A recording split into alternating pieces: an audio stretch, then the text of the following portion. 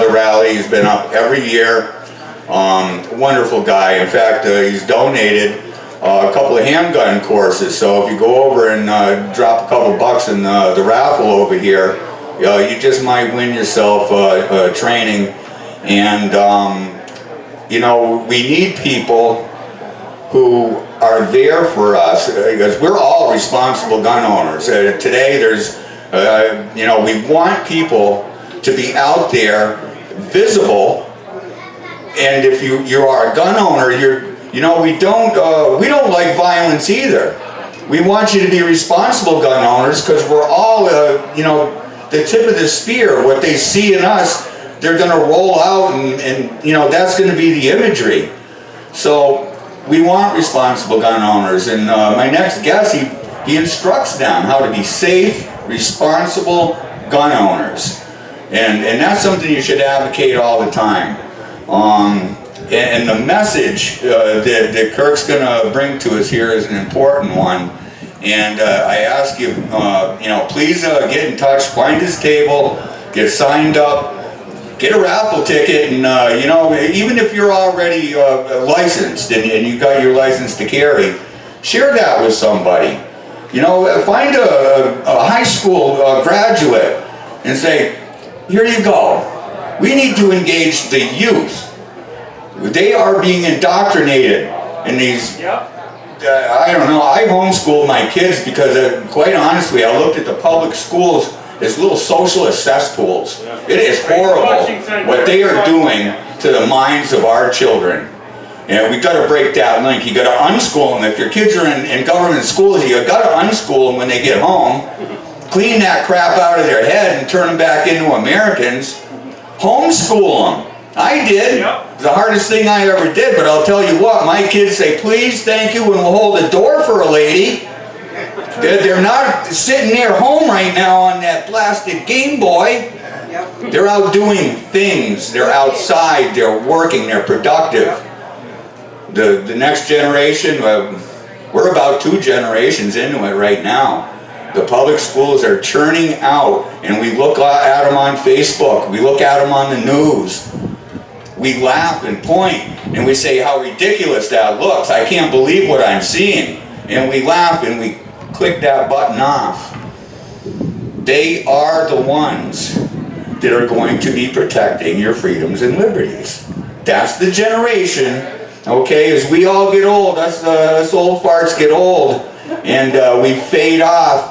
Look on your television and on YouTube at what is about to take over the security of our rights and freedoms. It's a scary thing.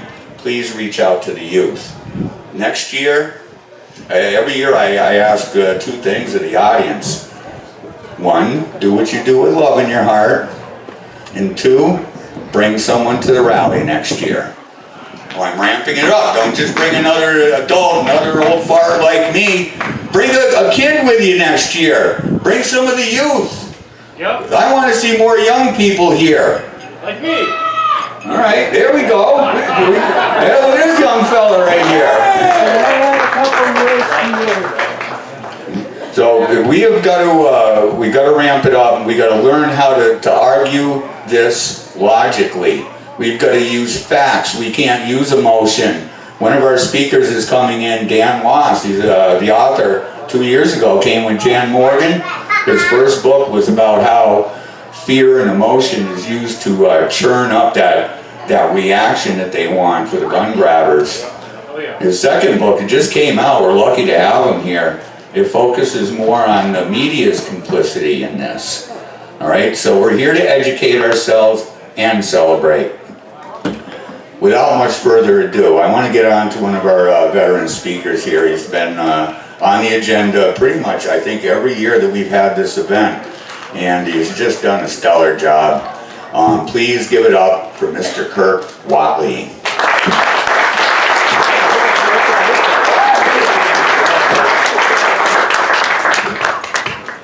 Everybody hear me back there in the back of the tent? Fantastic. I hope I can live up to Dave's introduction, that's for sure. We've all seen the March for Life. All the students going out there. That just boggles my mind. what we have got to build on what Dave was talking about is we've got a generation. It started back in the 1960s where the liberals started to take over public education. I can remember, I'm 56, being in junior high, elementary school, junior high, and high school, and I had my teachers look at the class straight in the eye and tell us the only reason that socialism and communism has failed is because it has not been done right yet. And they've continued, and we're seeing the effects of it right now. We have got people out there, students, moms, teachers, the anti-gun groups funded by George Soros, they're out there petitioning and rallying to have rights taken away. That boggles my mind. I can't believe that people are out there openly advocating to have rights taken away. The media is also involved in this.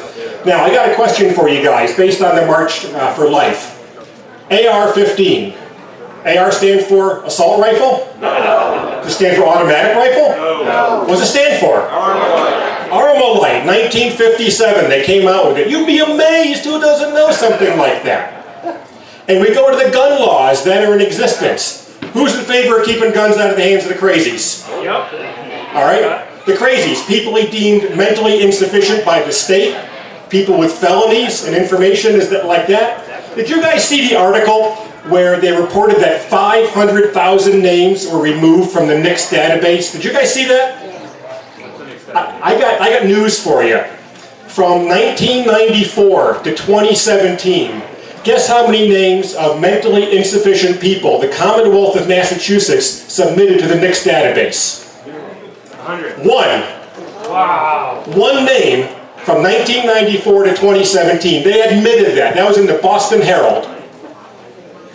Stop and think about that. We've got people who openly let the crazies pass NICS background checks, do bad things, and who gets blamed? We get blamed, and more gun control laws get passed. But check this out. Massachusetts submitted, out of those 500,000 names removed from the NICS database, 430,000 of those names resided in Massachusetts. You know what you get your name submitted for? Owning a gun and being a constitutionalist. Well, that may be, but if you failed to pay your excise tax, your name got submitted to the NICS database. But if you're mentally insufficient, don't worry about it. 430,000 names out of 500,000 names. That should tell the feds that something is really screwed up in this state. It's absolutely unreal. We look at things. Now, to get back to the media for just a minute, you guys had to have heard this one. Have you guys heard the new term created by CNN, and they did an entire hour-long segment on it on a special? They went to an indoor range, and one of their reporters was there with somebody who had a full semi-automatic AR-15. How was it fully semi-automatic? That is a term created by CNN to generate fear. That's like saying my manual stick shift is a full semi-automatic. It just doesn't go with it. But they spent a whole hour talking about it. The blatant lies put out by the media is absolutely staggering. And what they leave out. Who heard about the school shooting in Maryland? Probably nobody, right? It didn't make any of the mainstream media. One person in the back heard about it. The reason it didn't make the media is because a student came into a school with a firearm intent on doing a mass shooting. The student got off one round. An armed resource officer confronted the student, got into a firefight, and the student took his own life. An armed resource officer stopped it. Not newsworthy. But that's a good guy with a gun stopping a bad guy with a gun. Then we've got the situation down in Florida where we had the cops on site, but the guy on site would not go into the building. And then the other ones that showed up were told to organize in the parking lot while the active shooter was still engaged. So I don't know what kind of protection they think that is, but that's absolutely nuts, which is how the whole March for Life idea got started. There was a study done, I think it was by Gary Kleck, that showed that as a group, when he breaks down the group, that law-abiding firearm owners are safer with their firearms than law enforcement, as far as accidental shootings and accidental discharges.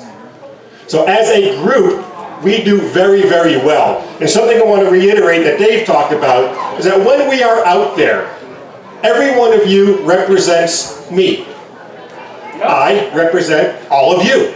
Absolutely. The person sitting on your right represents you and everybody else in this room. We need to be good people, just be who we are, be responsible, and when you get identified as a firearm owner in your community, especially in this state, you represent the masses. So if you're a good guy with a gun, well, maybe all gun owners aren't bad.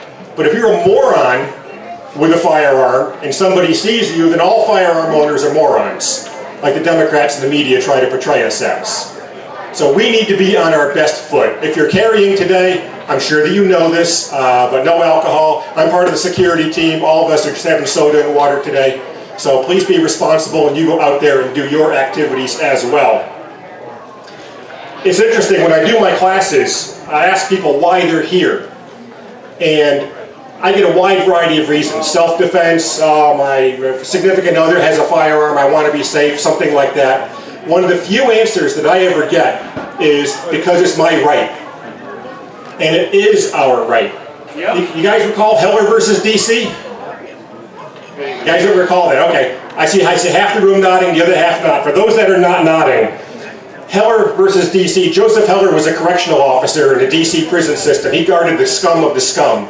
And occasionally some of the scum would get out, but they all knew him by name.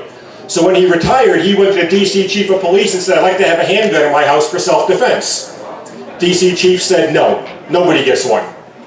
So he appealed it and was told no. He appealed it all the way to the United States Supreme Court. That's when Anthony Scalia, the lion of the Supreme Court, was there presiding. The argument, there were two streams of argument. One is the Second Amendment is an individual right that belongs to the people, like it says people in here. Interestingly, the Second Amendment is the only place in the Constitution where it says people, and people on the left interpret that to mean the government. So the two arguments were the Second Amendment is an individual right, the other one is the collective right applying only to the government and the military. That was the argument. Now, people that are familiar with it, what was the ruling? 9 justices. What was the ruling? 5-4. 5-4. 5-4. Scary. Then Anthony Scalia died in Arizona in his sleep. He was murdered. Well, you could argue that as well. He passed, I'll word it that way. So Anthony Scalia passed away. We had a divided court, 4-4, going into this election. For those that weren't aware how close we were to really having some massive infringements on our rights, Hillary is more anti-gun than Obama, and Obama ran guns to the drug cartels and didn't tell the Mexican government. And Hillary's worse. So we had a choice. If Hillary won, God knows where we would be. I will say that Trump did spend most of his life as a liberal Democrat in favor of gun control, but I guess he saw the light and is now anti-gun control, and it was endorsed by the NRA.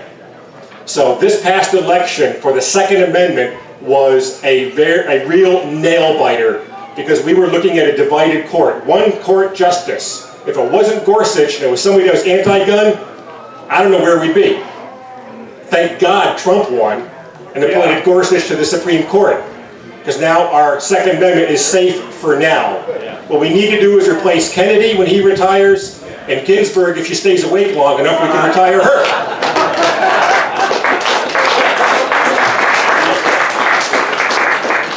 It boggles me, and in this state especially, we now have the ERPO law, the Emergency Enforcement Protection something. You need to go out and you need to read that. Under the ERPO law, a member of your family can report you, and the state police can come in without notice, without due process, take all of your firearms and all of your ammunition. And it's written into the law, they may dispose of it however they wish. How fair is that? That the government can take something of yours and get rid of it against your will. Without due process. Yeah, especially without due process. So we've got a lot at stake in this election. It looks like ERPO is going to pass because Charlie Rhino, he's going to sign it after the Senate passes it. We had too many people, it was like 134-14, I think, in the House. Too many Republicans cited for it. We need to go out and increase our numbers. This is something I say every year, and I'm going to reiterate what Dave said. Please, please, next year, bring someone who might be on the fence about the Second Amendment. Let them come and meet us. We're nice people. We don't bite. Yeah, we don't bite. We breathe the same air that they do. We drink the same water that they do. We've got a lot of good family-oriented people that are here. We're not the big, scary people that the mainstream media makes us out to be. Please, for the sake of it, bring someone next year, like Dave said, like me, not an old coot that's already in favor of the Second Amendment. Bring somebody who's not sure. That's what I love about my class. I've converted a lot of people that were on guns. After the class, they're Second Amendment voters. That's my goal. I make Second Amendment voters one student at a time. You need to do the same thing. Imagine what this tent would look like, what this whole activity would look like if every one of us brought one more person. And think of what does to the ballot box. Increase and educate people. Let them know what's going on. You got a friend, bring them to the range. Be safe. Bring them with a 22. Don't bring a 12-gauge turkey load. But bring them with a 22 and let them plink some cans. Set them up. Show them how fun it can be. Show them how to be safe and responsible. That also goes back to, we take a look at a lot of the mass shooters that have taken place. I'm not going to give anybody credit, or fame, I should say, by using their name. But when we take a look at it, we have got a variety of instances. People have killed other people to get their guns. People have gotten dad's guns, and illegally they've gotten that. They've bought them illegally. That right there should tell us that gun laws don't work. And we've also got a few people out there who obtained their firearms legally, who I guess were a little bit off in the head and did things they should not have done. But that all goes to prove that the gun laws don't work. Because if somebody wants to do evil, evil is in the heart of the man. It's not in the heart of the weapon or the firearm. The firearm is inanimate. We all know that. It is in the heart of the person. You don't make people safe by disarming them. That's for certain. But going back to it, we've got people that have acquired firearms from inside their own house or a friend's house. As responsible firearm owners, this is just a reminder, make sure that your guns and your ammunition are locked up and inaccessible to unauthorized individuals. Now, guys, I'm going to rat us out for just a minute because I do this in class and it gets a good response, so I guess I'm going to keep doing it. But ladies, as you look around this tent, if you see a gentleman with gray hair, I'm not an exception. It is by the grace of God we got to be this old. And I say that because every man in this room can think back at a point in his life when he was a young man, 12, 14, 16, maybe 20 years old, dumb as a freaking box of rocks. And we are invincible. And we ought to be dead, but for the grace of God, because of our own friggin' stupidity. Ladies, that's the truth about men. Now, what you need to do when you store your firearms and store your ammunition is think of your 12 or 14-year-old self. How stupid you were, how maybe captivated by firearms you were, and just how dumb. And keep your firearms and your ammunition away from that 12-year-old yourself. Think about that. We all need to, I'm sure we do that, but just as a reminder, we need to do that in our own homes. Safe, responsible storage, safe, responsible gun owners. Is Larry here yet? Yeah. Okay. Well, I don't know if I got much more to talk about. I was supposed to talk till Larry got here, but I also don't want to bore you guys.